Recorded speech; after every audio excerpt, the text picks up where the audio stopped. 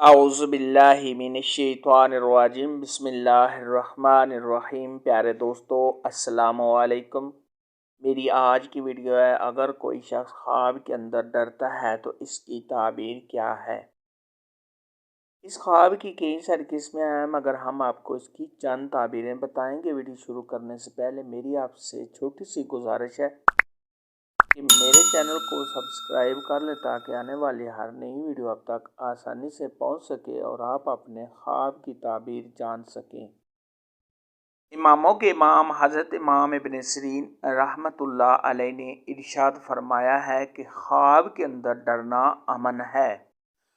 अगर कोई शख्स ख्वाब के अंदर देखे कि वो किसी से डरता है और सब ख्वाब को डराने वाले का पता नहीं कि मुझे कौन डरा रहा है, तो ये इस बात की अलामत है डराने वाले से कोई मकरूह बात सुनेगा।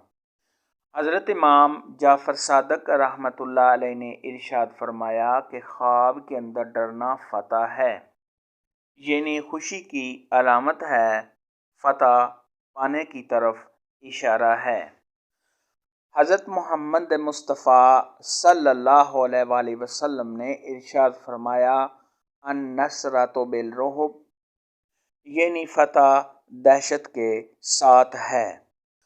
और अगर सब ख्वाब देखे कि वो चोर या जानवर से ख्वाब में डरता है, तो ये इस बात की तरफ इशारा है कि सब ख्वाब अपने लवाहिकीन की तरफ से ज़रूर नुकसान उठाएगा। तो ये इस बात की तरफ इशारा है कि ख्वाब में जानवर से डरना अपने रिश्तेदारों में छुपे हुए लोगों से मोहतात रहने की अलामत है।